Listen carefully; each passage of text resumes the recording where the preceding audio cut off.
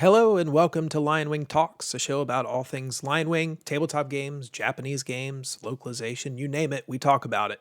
I'm your host and also the founder and president of LionWing, Bradley Hailstorm. Thanks for joining us tonight. We are 11 episodes deep into this thing. So I did not expect to necessarily be doing this 3 months later every week, but here we are, one episode shy of 3 months straight. So I've really enjoyed taking your questions, answering them in this forum, and also giving folks weekly updates on our projects. It's been a cool way to connect with everyone. I appreciate the feedback everyone's given me. I appreciate everyone kind of jumping into the chat and joining in along with me. And I appreciate people actually watching according to YouTube. So thanks, everyone. It means a lot. You know, we have a second show now. We have a second show. It was going to be a semi-regular show, and then we said, you know what the hell, let's make this thing regular too. So you've got LionWing Talks, which is what's happening tonight, obviously every Wednesday at 9 p.m. on Twitch, and then you've got LionWing Plays now every Monday night 9 p.m. EST on Twitch as well. Now our Plays show is kind of what the name implies. It's where we play LionWing games. We might play some other games in the future that aren't LionWing, but right now we are most definitely focused on LionWing stuff because we've got some things coming down the pike. Most notably Gun and Gun, obviously. Also Wild Hunt Festival. Testament should be arriving very shortly. So we've got some things to play, and we are going to be doing that on Mondays. I am joined by two others, our community leads, Sin Theory and Real Beans from the Discord. And this past week, we had Joey, one of our community members, supporter of LionWing, jump in and play some games with us. And then the week before that, or I guess the time before that, when we did our first episode of LionWing Plays, we also had some more community folks join in and play some games on stream. So hey, if you want to be on stream, if you want to play some games with us, join us on Mondays. It's a good time. There might be a third show coming sometime in the future, not in the immediate future, but sometime in the future.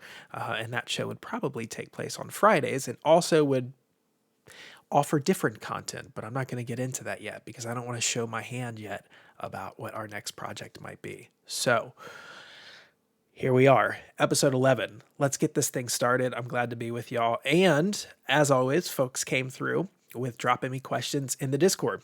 It always seems like the questions come at the last minute, which is fine. Hey, as long as I've got the questions by the time that, we make air, that's cool. Of course, if you want to drop me questions while the show's happening, that's fine too. Plenty of people do that. Usually we've got folks in the chat. Chat's a little quiet tonight, but usually we've got folks in the chat dropping me questions and I'll just answer them there on the spot. As I've mentioned before, I love that kind of thing. I like being put on the spot. That's when you get the most authentic answer. So still, folks came through. We've got some questions, so we'll go through our questions. I'll answer those, and then we'll get into our project updates. All right, first question. This comes from the Discord, and you can drop these questions to me in the Discord. That's pretty much exclusively where these come from, but every once in a while, there'll be a question on the Kickstarter, which I'll throw in here, or someone will DM us or something on social. All of these tonight come from the Discord. So the first one, would you localize a video game again if a nice opportunity presented itself? Yeah, so I mean, a lot of people might not know this, but we do have two video games on Steam that we localized. Those were kind of our two follow-up projects after our first Kickstarter, Cinema CMR. And we were dabbling in the video game sector. I mean, I've made no bones about it. That is the sector I come from when you're talking about localization and work. I was in the video games localization industry for quite a while before deciding, hey, I'm going to go out and do my own thing. And oh, by the way, it's going to be about tabletop games mostly. So, I kind of got bit by that bug at some point. We put out Cinema Coliseum, and I said, that was a really cool experience. I'm kind of itching to put out a video game too. I ended up putting out two video games. They're both shoot 'em ups, stigs, or shmups, if you will. Very different shmups, very cool games. Our last, or I guess you could say most recent video game release was for The Adventures of Tin and Tail, which is a phenomenal shoot 'em up. And I'm not just saying that because I'm trying to push our product. I mean, it's a good game. There was a reason why I chose it. It's very, very cool. But I don't know if video games are in the immediate future for LionWing right now. I started LionWing, obviously, to localize and publish tabletop games, as I've talked about. Opportunities presented themselves, and I did some video game stuff. and because I wanted to do that, I kind of took that and ran with it. It made sense at that time. LionWing, as I've mentioned in the early goings, was something that I just did on the side, It's just kind of like a side thing for fun that I really enjoyed doing, but it wasn't much more than that. And so it made sense to say, you know what, hey, sure, we'll localize and publish these video games. That's cool. My vision's a lot different than it was 2.5 years ago.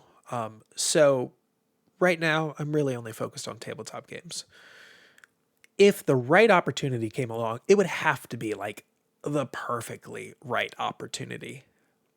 And even then, I'm trying to picture a world where we return to video games localization and publishing. And honestly, I can't envision it. And that probably means my heart's not in it. So maybe, I guess, is my answer to that question, leaning more toward no. But I'll never say never in this industry because opportunities present themselves all the time. Opportunities within the tabletop scene, opportunities outside of the tabletop scene are, especially once people kind of start hearing about you, word gets around, people reach out to you with, interesting pitches. So I'll never rule out anything, but it's not in the cards right now. It's not something I want to do. Tabletop games that's my thing, that's that's near and dear to my heart. So that's what I want to focus on going forward. Hey Rogue, thanks for joining us. Rogue in the chat said, yeah, another LW Talks. Absolutely. It's another one, episode 11. This is the 11th one. Next question. So you haven't missed much, Rogue. You missed my first question, but on to the second question. Comes from the Discord as well. When we get in that next game reveal. Yeah, so if you've been around the Discord chat for a little bit, you've seen me, I wouldn't say drop hints because I've spoken about it plainly, but I've mentioned, on a couple of occasions that the next game reveal will be coming sometime very soon. I'm looking at the calendar right now. It's the 14th of April, so you can probably expect the next announcement to come the last week of this month or the first week of May. But I can't get more specific than that because I haven't quite nailed down when I want to do that. I just know it's going to be sometime in that 2-week window. So you'll just have to wait with bated breath, as they say, for when that game reveal will happen. And it won't happen. Let me specify. It won't happen, like at the end of April, beginning of May. I'm not going to come out and announce the next game. That is not the timeline. But what I will do at the end of April / early May is I will put up a new channel in the Discord, as I like to do, with a project code name. So the next project will get its own channel and it'll get its code name, and it's up to you all to decipher what it might be. It's something that I like to do. It's fun. It's probably silly, but it's also fun. So that's what you can look forward to in the next 2 to 3 weeks, not the official game reveal. Now, the actual announcement of the next game, that will probably happen. That'll happen in May. It'll need to happen in May. Probably in the middle to end of May, if I had to guess. I'm trying to run the timeline in my head right now and when we're set to go to Kickstarter and all that stuff. So yeah, you'll get the official reveal probably 5 weeks. 5 weeks before the Kickstarter goes live, maybe 6. Next question. How much more effort do we need to do to flood the Discord before you can't keep up anymore? I don't know. I keep up pretty well. So you would have to really make a concerted effort and present as a united front to flood me to the point that I could not keep up. So I do read almost everything that happens in the Discord, for better or for worse. I read everything that happens there. Just because I may not always be engaging doesn't mean that I'm not watching. So I've kept up thus far. I would imagine that the server will continue to grow. Hopefully it continues to grow. That's the whole point. And ask me this question in the next 2 months or so, or the next 3 months, once the next project is hitting. All of that might bring in a new crowd. You never know who might be showing up in the Discord in the coming months. Next question. I haven't asked this in a long time. Will we be getting OSTs with the next games? You know me and my soundtrack obsession. Yeah, so I think this came from Mirage Sessions in the chat. If you have not kept up with Mirage Sessions, so pretty much from, I think Mirage was with us since Sinome, but maybe Testament, and he's sort of like the resident soundtrack guy. He loves soundtracks, and anytime that we promote a soundtrack with one of our games, he just kind of goes bonkers for it. And he too has made no bones about his love of soundtracks. So when he was around in the very very beginning. He was one of our first backers for Sinome, and he stuck around. And when we announced Testament, I had already known that Mirage was like totally in the soundtracks because we had opened up the Discord long before Testament kicked off, and so he and I had talked before, and he had made it known to the Discord that he loved soundtracks. And so when we announced that, hey, Testament's gonna have its own soundtrack, he just kind of lost his mind and was so stoked for that, which I found that very endearing. And so he periodically will check in to say, "Hey, you got another soundtrack coming along." I think he's the only guy in the only person in the Discord who's more excited for our damn soundtracks than he is our games. But hey, like whatever works for you, whatever you like. I'm glad, Mirage, if you're watching, I'm sure you are, at least on playback. If you're watching, I'm super hype that you love our soundtracks. It's just, I mean, it's awesome that someone likes that kind of thing. When I decided that we were going to have a soundtrack composed for Testament, it was one of those moments where, as I've talked about with my scouting and how I choose board games and which ones I choose to localize and publish, it was one of those moves I made for the soundtrack where I was like, okay, like I want this. I have no idea if another person wants this kind of thing for their board game. Like, I don't even know if there's a market for board game soundtracks, but damn it, I want a soundtrack for my board games, and I want one for Testament. So I'm going to make one. And I was like half convinced we were going to get like 5 people who added on the Testament soundtrack to their order, and that is not what happened. We got a lot of people who added on that soundtrack, and then the same thing happened with Wild Hunt Festival, except we had even more people pledge for the soundtrack or the tier that came with the soundtrack than we did for Testament, which is a good. I mean, that's a good sign. It shows that people liked what they heard with Testament, and it's also a good sign for Wild Hunt Festival because our soundtrack for Wild Hunt Festival, I think, is fantastic. I think the Testament soundtrack is fantastic. I think the Wild Hunt Festival is on another level compared to Testament soundtrack. I had a very clear vision of what I wanted for Wild Hunt Festival and what I wanted for its soundtrack. And so when I was talking with the composer, I could give him very, very, very clear directions. The style, the mood. I gave backstories kind of about the track and what people might be experiencing as that track plays if they are deciding to play the soundtrack as they play the game. And so there was a lot more clarity around what I wanted and what I needed out of that soundtrack. Testament, like that process happened too, but I was still kind of like figuring it out. In fact, I didn't really kind of catch my stride until the very last track of Testament soundtrack, which is funny because the very last track of Testament soundtrack was the trailer track.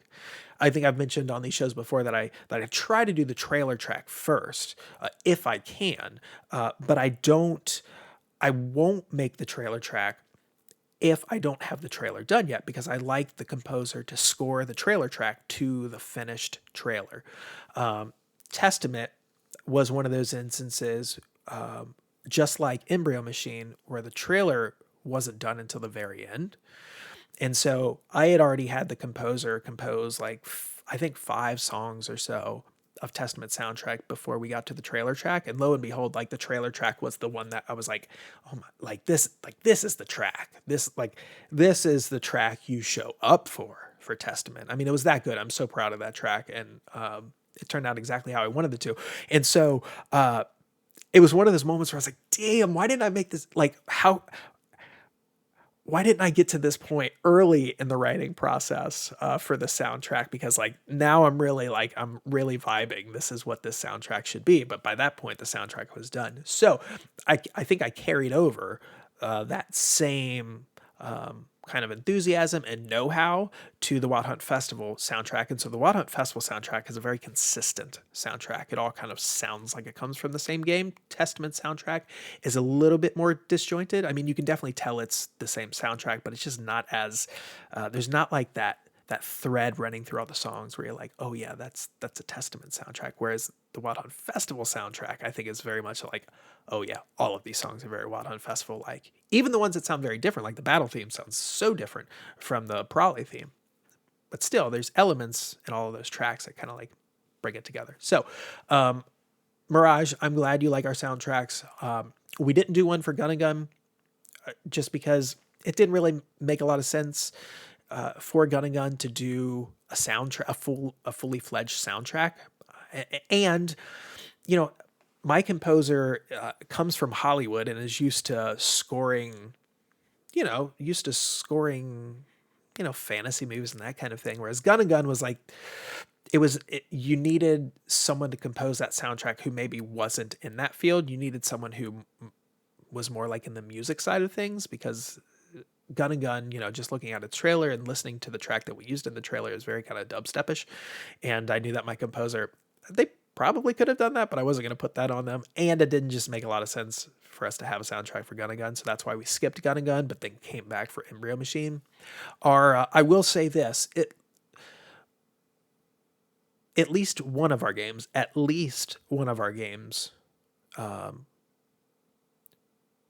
being put up on Kickstarter this year will have a soundtrack. So you'll at least get one more LionWing soundtrack in 2021.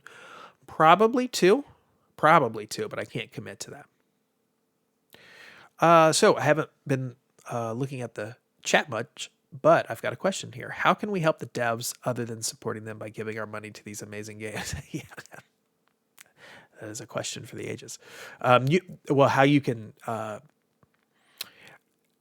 I think the one of the best ways that you can support them, other than buying their games, is showing up for the events. We're going to be running, and I'll get to this in more depth during the project updates section, but we're going to be running events for a lot of our games. And one of the ways to support the devs is to show up for those events and to participate in those events, because the more people you got, the more people you attract.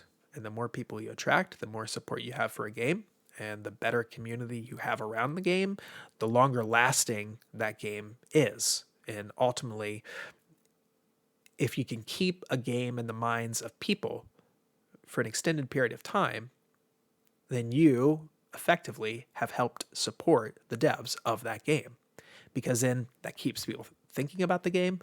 That allows you then to gauge interest in further content, future expansions or sequels, or DLC packs, whatever the case may be. And so, yeah, you can certainly support the devs by buying their stuff, but then also continuing to engage with that product is a great way to show support.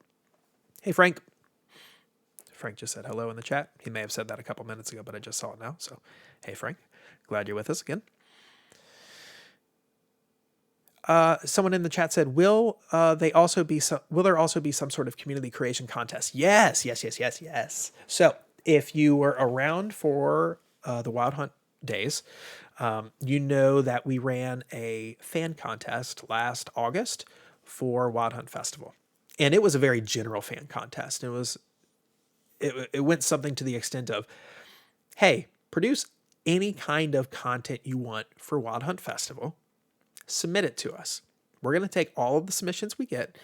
We're going to break it down and kind of like into the top 5 submissions. And then we're going to pick the winner from there, allowing other backers to vote on, which of the top 5 submissions they liked the most. And then whichever one kind of won that backer poll was the one that we would choose to include in one of our upcoming DLC packs. And so that's what we did with Wild Hunt Festival. Wild Hunt Festival still has 2 DLC packs coming, and some of the fan content will be in DLC pack 3. So we did it for Wild Hunt Festival, and we are definitely going to do it again. So we are definitely going to do it for Embryo Machine. I can tell you that much because I already know what the fan contest is. I haven't revealed that much yet. In fact, the most I've ever talked about that, or the fact that I've even said that that's a thing, is happening right now. The words that just came out of my mouth are confirmation for the first time that we are doing a fan contest for Embryo Machine. I'm not ready to talk about what the specifics are of that fan contest. We've still got some time before Embryo Machine makes it into your hands. And so we will be running the fan contest a little bit closer to when the game releases, but we are definitely going to be doing that. I like fan contests. I like contests in general. I like events. I had talked about a couple shows ago that we had plans to run a Testament contest before the pandemic hit. We were going to run in the Gen Con. That didn't happen. So it's not just the competitive games that we're going to be running fan contests for. It's going to be our cooperative games. It's going to be all of the games where it makes sense to run a fan contest for. I love fan contests. I love being a part of them. We got really, really really overwhelming positive feedback about the Wild Hunt Festival fan contest. So that was just like the validation I needed to say, you know what, we're going to keep doing this kind of thing. So yes, we will definitely be doing that. Do you think there's a stigma against anime-themed games? Someone asked in the chat. It always seems to be a hot topic on Reddit when anime-themed games come up. Yeah, so I think there is a stigma, especially in the board game community. It's there. I don't think there's much of a stigma around anime-themed games and the video game sectors. I mean, I'm sure there are some circles in the video game community that turn their nose up at anime-themed games or just Japanese games in general. Based on whatever misguided, preconceived notion they have about what it means to be an anime-themed games. But you certainly, I think I see it more in the board gaming industry because the board gaming industry does pull in a different crowd. And because there are often sort of misguided and sort of lacking in knowledge and awareness about what anime themed games are. Because that exists, because that lack of understanding of what they are exists, I think you have folks kind of jumping to conclusions about the types of experiences they offer, about the types of people that play them, and it's an unfair characterization, and it's a narrow-minded, small-minded characterization of those types of games and the folks that play them. So I do think that they can, though not always, they can get a bad reputation in that regard. Fortunately, I think you're seeing a bigger push for diversity in the board gaming industry. I would actually say that the board gaming community is probably a more welcoming lot than a lot of other fandoms out there. But of course, there will always be folks, even within that, pretty inclusive community, who will look down upon one product or one territory's output. And so you just sort of have to build in your expectations that's a thing that's going to exist.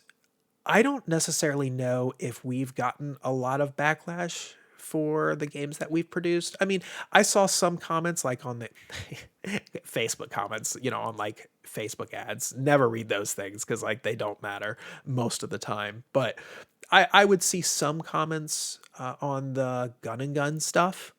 But I think that was kind of the worst kind of feedback that I've ever seen about any of our games. And even that was really tame stuff. So it wasn't even stuff that was really bothering to me or anything like that. It was just one of those, I'd see someone make a comment and I'd just roll my eyes okay, okay, whatever. But it never went beyond just rolling my eyes. It was never infuriating or whatever. So I do think that our games tend to be a little bit more kind of appealing just in the aesthetic, and that we're not super narrowly defined because of our aesthetic. But even still, I mean, an anime-themed game at the end of the day is an anime-themed game. And if you have someone who's going to be closed-minded about it, they're going to make up their mind about that game, regardless of the type of anime-themed game that it is, or the type of art that it uses, the type of characters it has, its premise, etc. So, I do think there's a stigma. I think it's getting better, but I do think that there's a stigma. Someone in the chat said, geez, I wonder what a community creation contest in a game that is designed about letting people create their own mech could be. Who knows? Any specific threat you are thinking of coming from Joey? This is, I think, in response to what Ben had said in the chat about the stigma of anime-themed games, and Ben followed that up by saying, haven't seen any backlash against LionWing stuff. Bullet from Level 99 had some backlash despite it ultimately being kind of tame. Yeah, no, I saw that too. I saw that backlash about Bullet as well. And again, it was one of those moments where I just sort of rolled my eyes. But yeah, I saw that. But even that felt pretty, yeah, like to use your word there, that felt pretty tame. Someone in the chat then followed that up by saying anime is a very trope heavy universe. Those tropes are why anime lovers love anime and why anime haters hate anime. Yeah, pretty much. A few game, and then someone else said a few games tend to go for the skeevy anime aesthetic, which doesn't help. Yeah, I mean, like it is what it is. Yeah, some games are like that, and that's part of the gimmick, and that's part of their appeal, and that's maybe what that company's audience is looking for. I mean, it's one of those things like you're never going to be able to appeal to everyone. It just cannot happen. And in fact, it's a failing effort to try to do that. You need to find who your audience is. You need to know who your audience is. And certainly you want to continue to bring in as many new fans as possible, but you also need to recognize that your core is what maintains you. And so you want to make sure that your core is getting the stuff that they're happy with, understanding that people outside of that core hopefully migrate to the core and they like it too, but also knowing that there are going to be people outside of that core that said, oh yeah, no, fuck that game. And that's just like the way it is. You can't get too upset about that kind of thing. If someone sees Gun and Gun and they're like, oh yeah, anime girls shooting guns, that's not for me, then it's not for them. I don't have anything else to tell them other than saying like, I like anime girls shooting guns. Someone said, I don't remember anything in Bullet being rather risky. Yeah, I can't remember the exact stuff that I saw about Bullet. I think it was about like the character biographies and like the tropes. I don't remember. It was one of those things where I saw it and again, it, like rolled my eyes so hard I think I fell back in my chair. There was a BGG thread on bullet skirts being too short, and there was one Reddit last week. Funny enough, my girlfriend was like, I wore skirts that short at that age. Yeah. And then someone said, yeah, I guess it didn't strike me that odd. Yeah, anyway, so, yeah, I mean, people are going to have an issue with that kind of thing.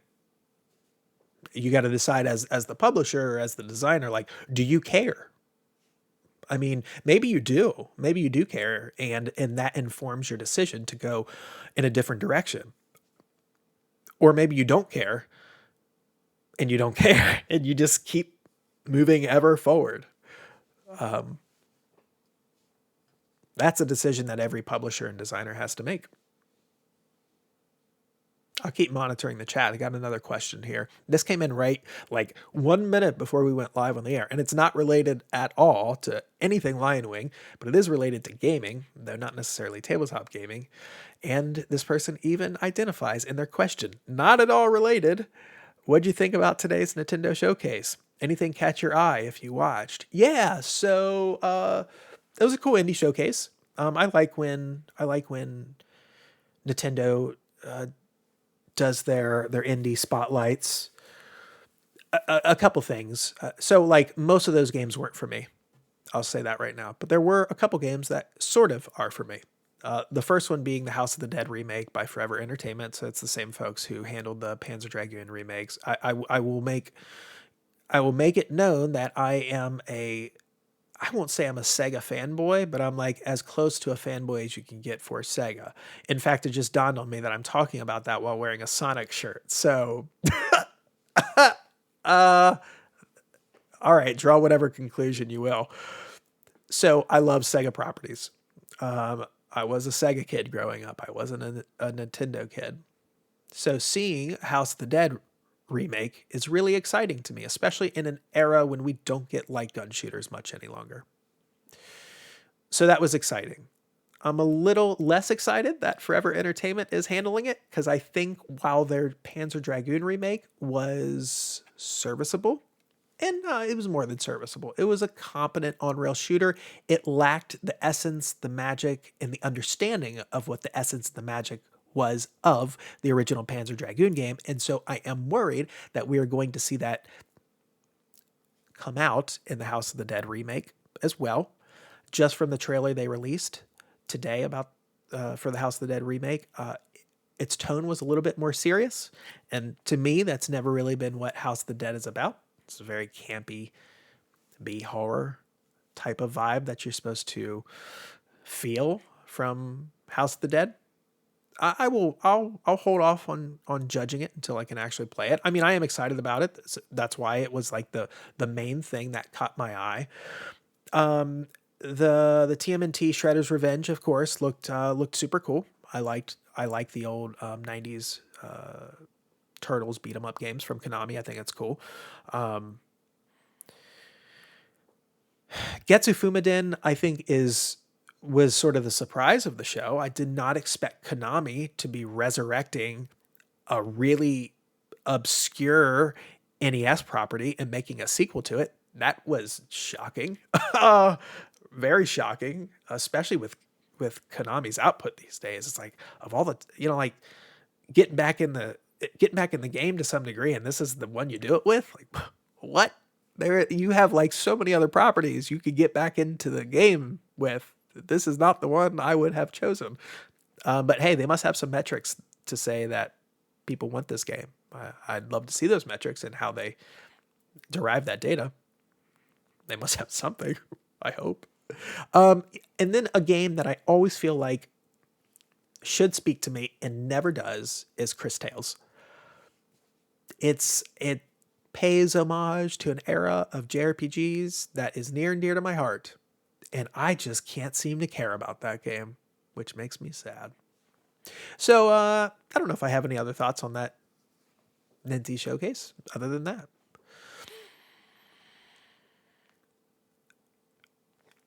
Reading the chat here.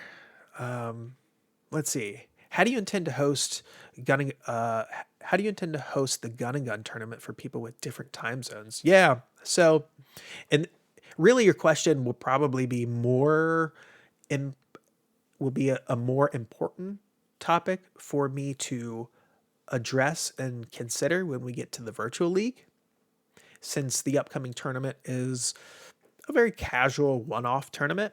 I mean, there won't even be overheat characters and overheat guns in that tournament. It's just a core set tournament. But the plan is to host matches. First off, I'll have to see who shows up and in what time zone those folks are in. And then I'm going to host multiple availabilities and multiple games that identify the time slot that makes sense for that zone. So I'm going to do my best to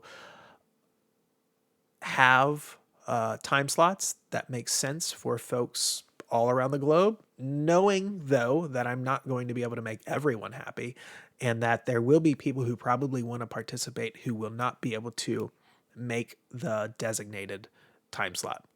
And I like, that sucks, but it's just the way that it is.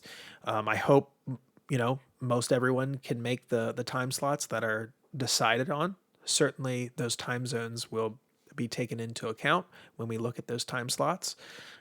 Some of that will be decided, though, kind of on volume. How many people from each region do we have, wanting to sign up for this thing?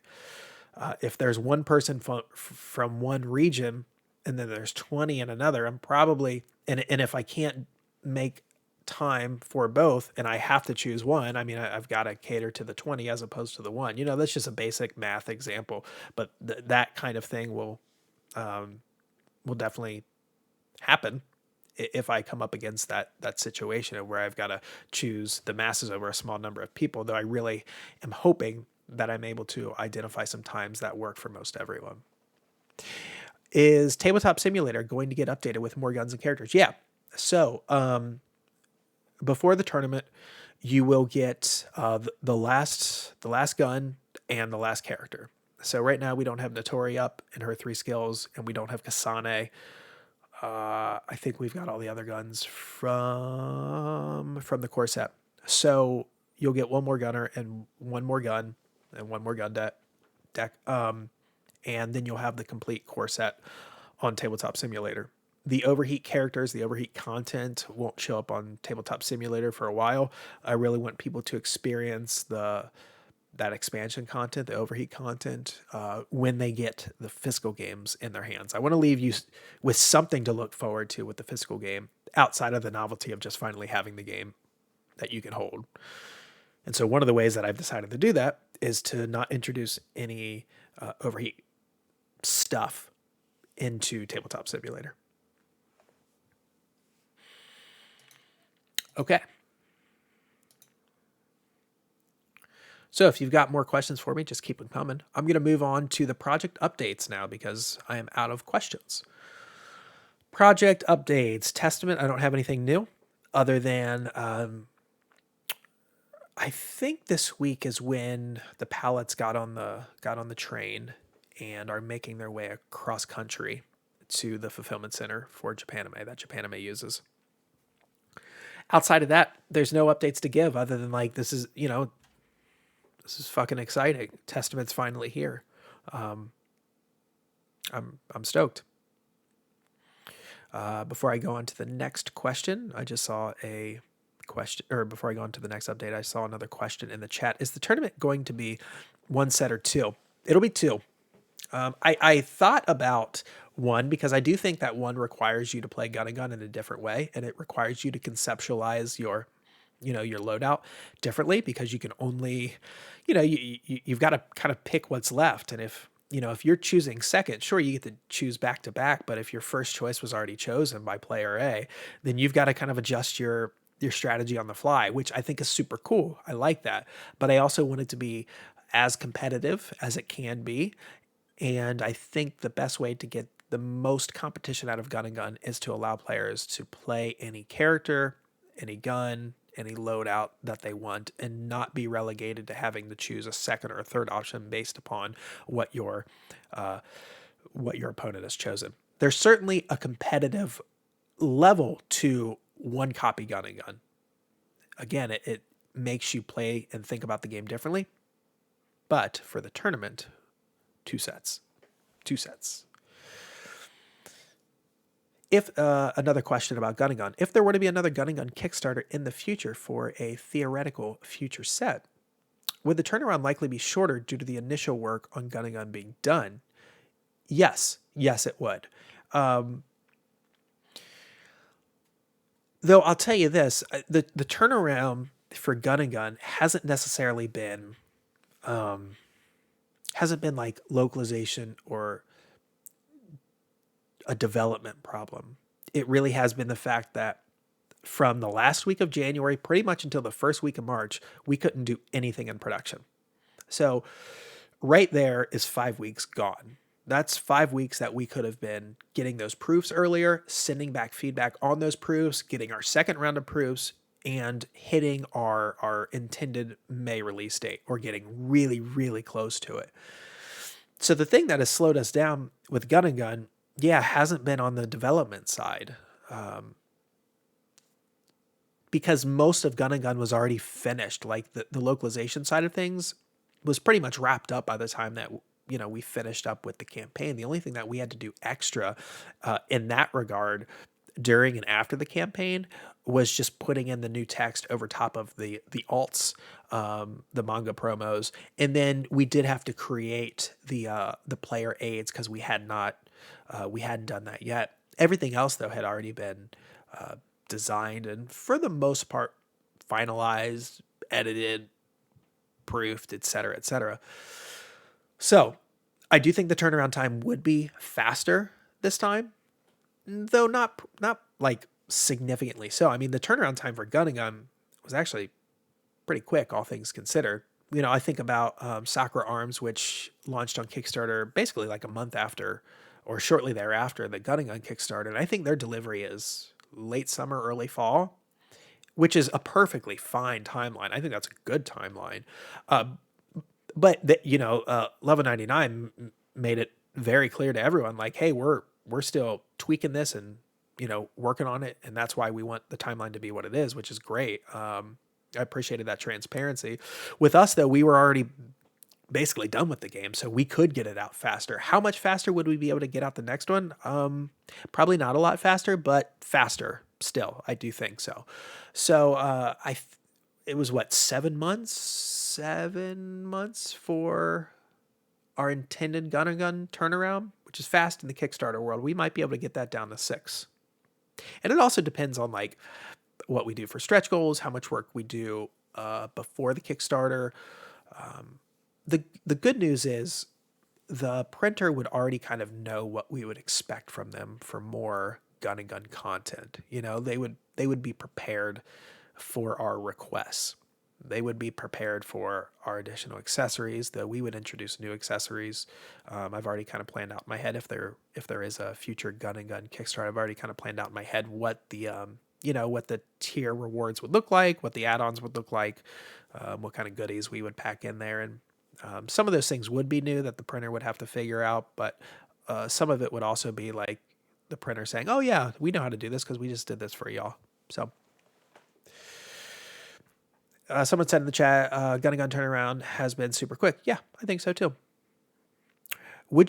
Someone said, would you showcase the Japanese version of gun and gun once everything is done and shipped? Would be cool to see a comparison. Yeah. So in fact, Winona and I, if you want to go look at it, we did a kind of like a localization diary video where she and I went through all of the changes we made to the English release of Gun and Gun and juxtapose that with the original Japanese release. I mean, in many cases, we did side-by-side shots, and you can go watch that video. It's a nice video. It's like 40 minutes long or something. And so you can see the changes we made, the things we kept. We walk through why we made the changes that we made, because maybe that isn't always super apparent to someone who's just looking at the game as like a player.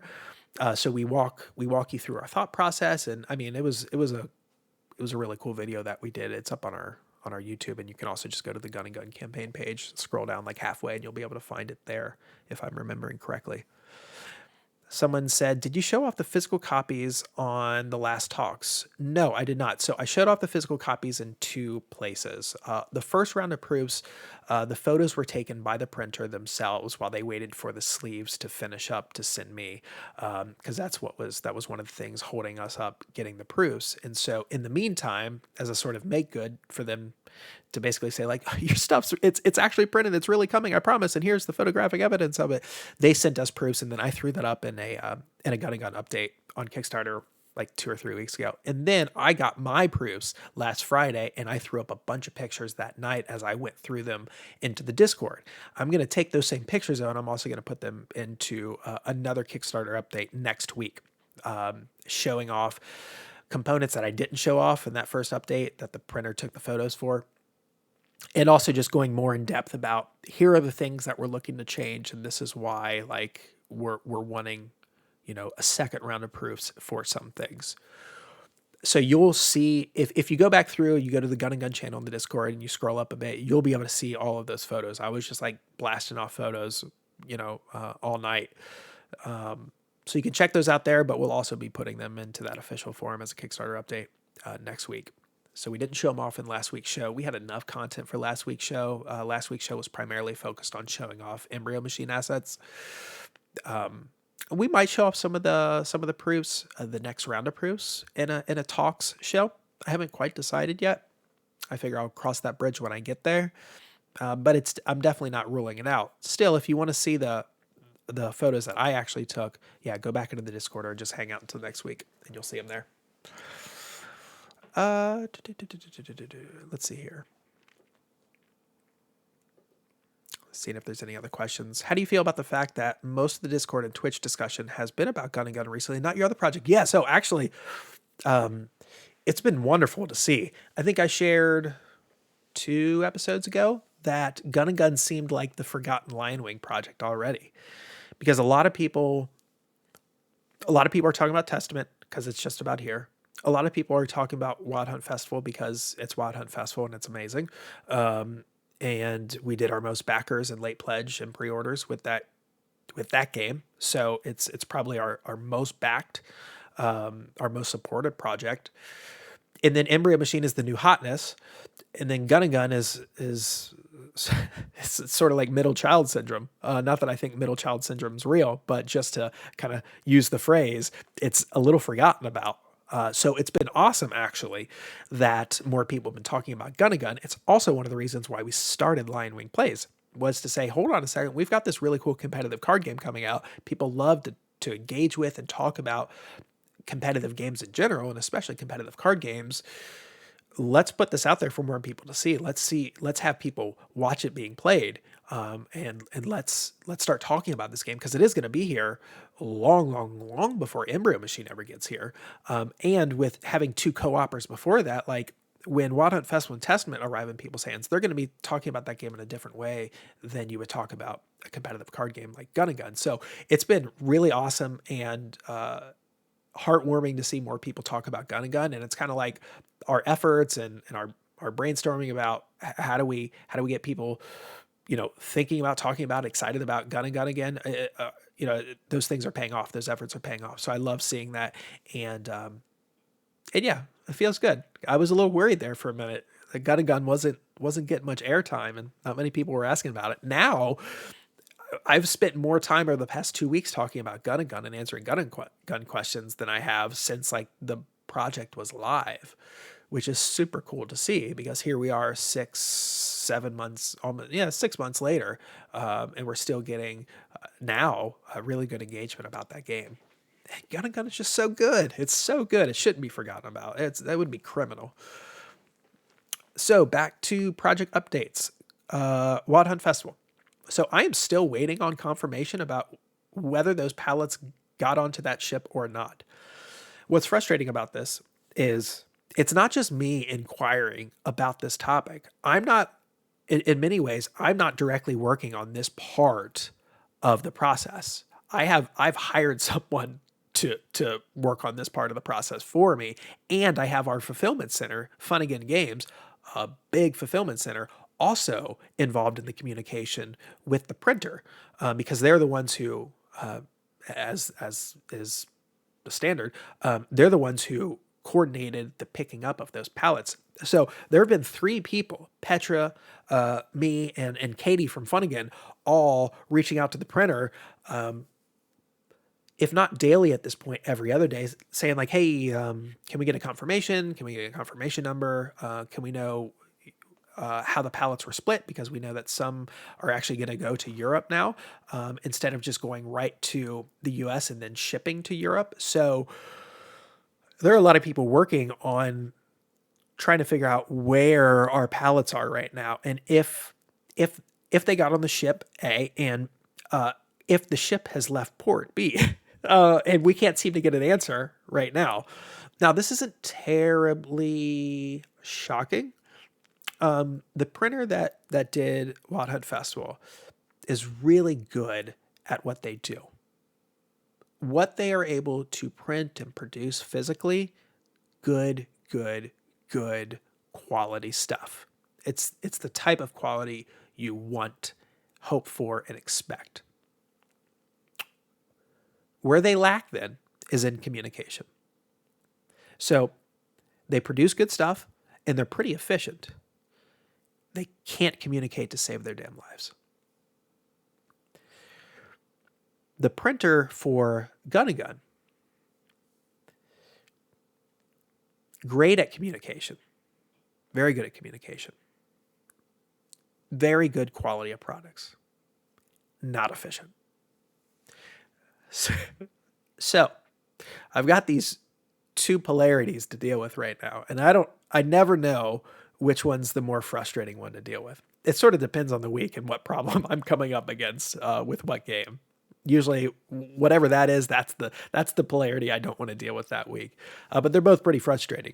Now, the good news is they both printers overlap in the quality department, that they both produce really good stuff.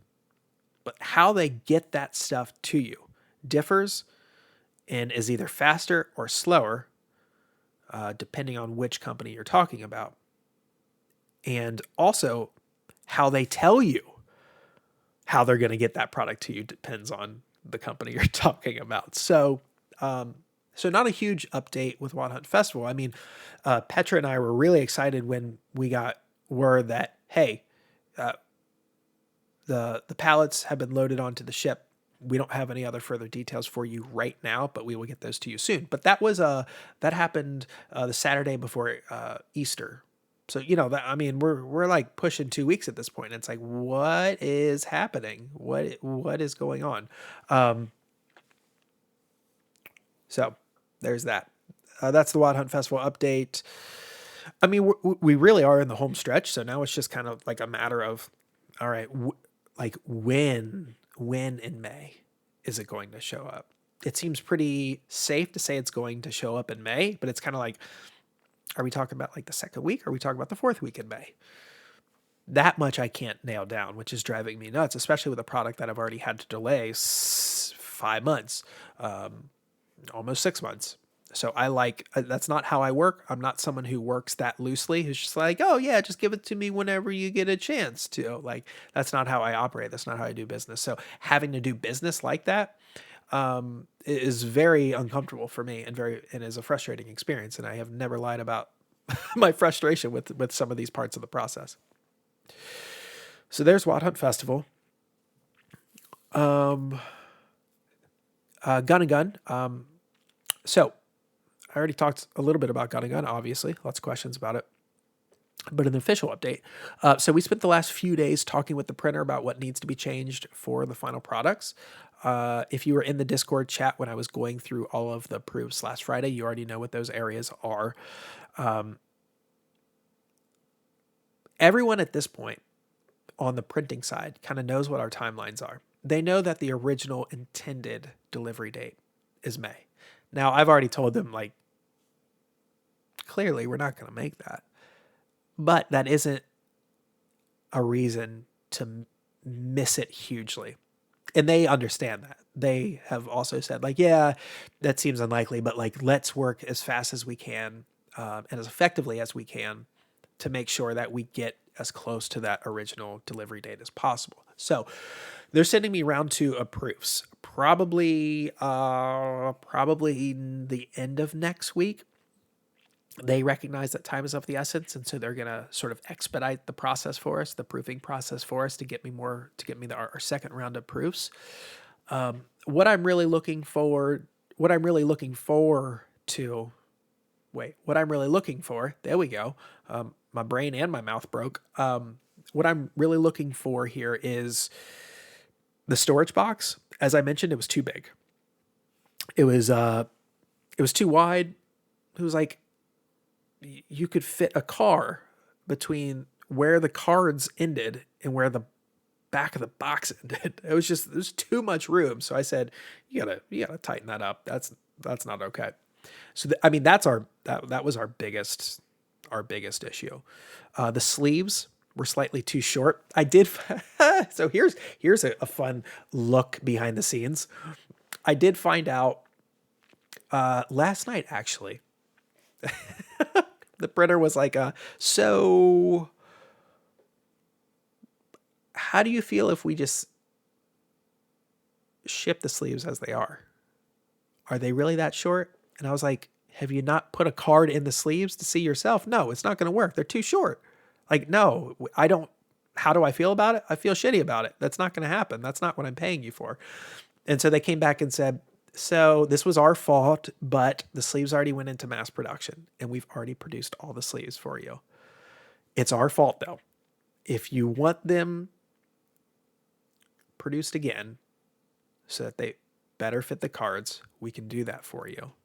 It's going to take a little bit of time, but we already have things that we need to do anyway for this project, which is going to take time. So it's not going to like slow down the process any more than it's already going to be slowed down by, sitting another round of proofs and getting things right that we didn't get right the first time. And I said, well, yeah, that's what we're going to do then.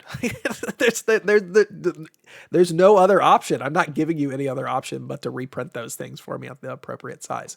So that was something fun that I had to deal with last night at about 11:30 a.m.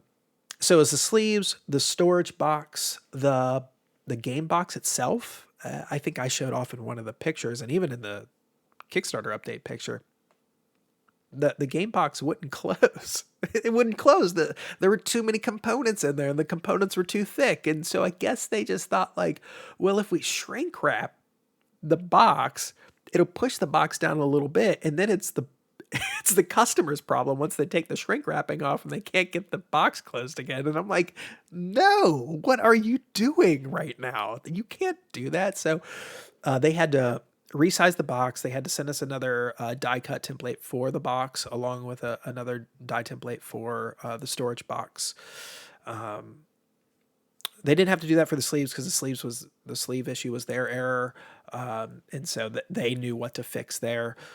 I mean, the boxes were their error too, but we actually had to go back and resize everything and get the dimensions just right, and then resize all of the box art to fit the new template, because we had that box art at a certain size, a certain resolution. We had to go back and rework all that stuff. So it was really it was really involved. Now we sent all that stuff to them 2 days ago.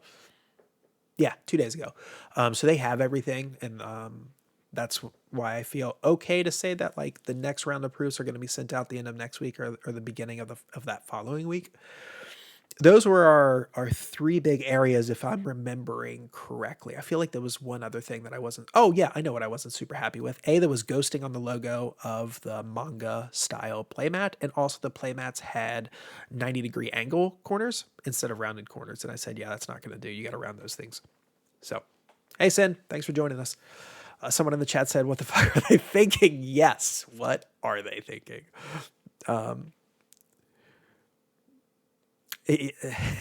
Sai in the chat, this was about the two small sleeves, said, propose them to get rid of them for the price of shipping and give everyone a short and a corrected set.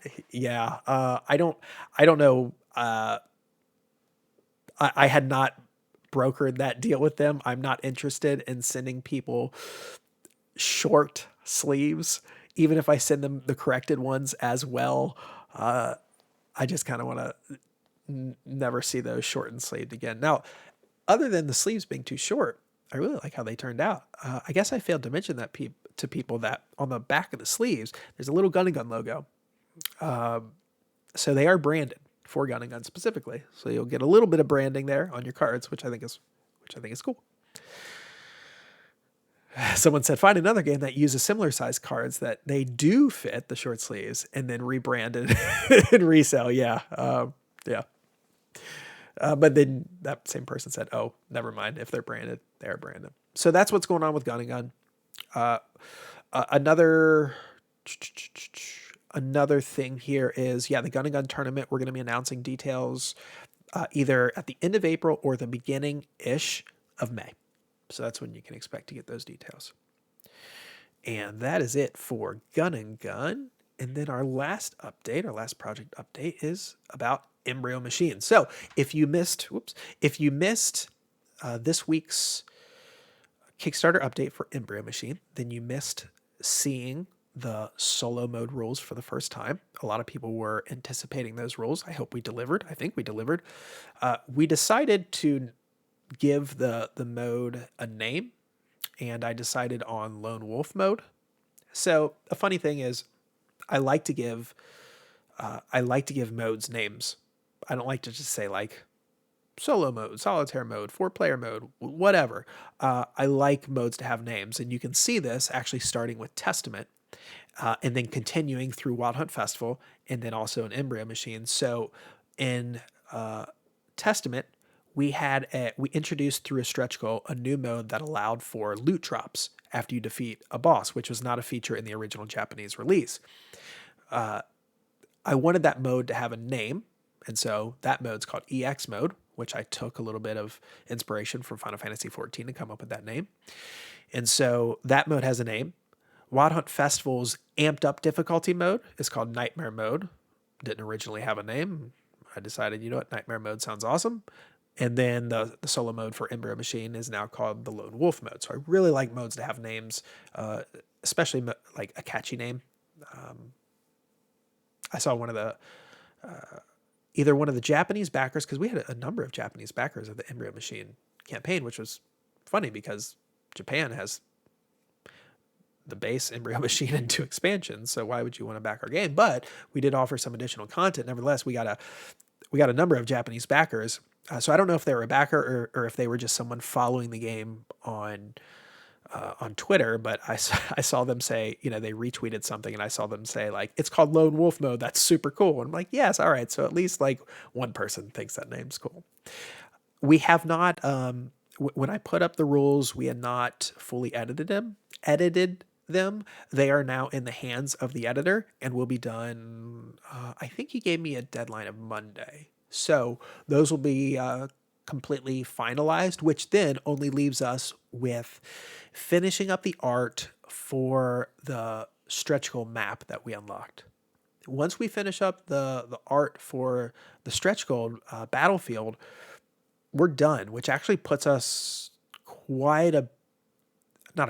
puts us a little bit ahead of schedule, which is good, because Embryo Machine is one of those games that I suspect the proofing process will be sort of like Gun and Gun, where they send me, I say, yeah, that's not going to work, send me again. Because there are, unlike Gun and Gun, where it's like pretty basic stuff, cards, boxes, things that you see all the time in this industry. Embryo Machine is not that. It's got weird cuts, it's got weird sizes, it's got weird components, it's got a lot of components, it's got metal components, it's got acrylic components, it's got thick cardstock standees with plastic bases. It's got things that fit over those plastic bases, and they have to fit perfectly over those plastic bases. There's a lot that can go wrong with Embryo Machine when getting those components the way you want them to be. So it's good that we're ahead of schedule, because we're probably going to need the month that we're ahead of schedule to really iron out the details in the proofing process. Now, we are using the same printer that we used for Wild Hunt Festival, so we didn't go back to the Gun and Gun printer. The Gun and Gun printer was the Sinome printer, but we went back to the Wild Hunt Festival printer this time around, because although they have bad communication, I love everything else about them. So I'm really optimistic about what they're going to produce, but I just know the nature of the beast is that game it's got complicated stuff, and I want to get that stuff right.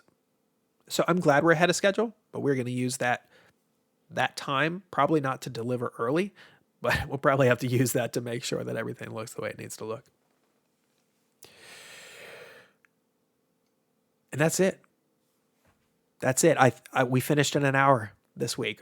Oh, wow. That's an accomplishment, right? I don't want to like break my arm from patting myself on the back too hard, but like, I kind of feel like I need to pat myself on the back. I didn't drone on for 90 minutes this week. I kept it pretty close to 60.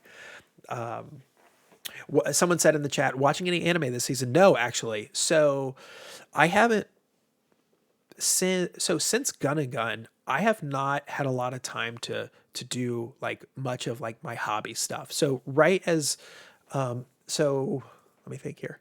My daughter was born 2 days after the Gun and Gun Kickstarter ended. So, she's 5, coming up on 6 months old now.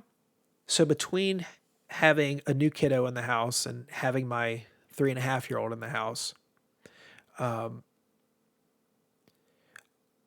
then having to work on as many projects as we have happening behind the scenes at LionWing, I have not had much time to do like much of the fun stuff in my life. I haven't played a lot of video games.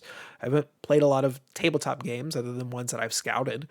I haven't watched a lot of movies. I haven't watched a lot of TV.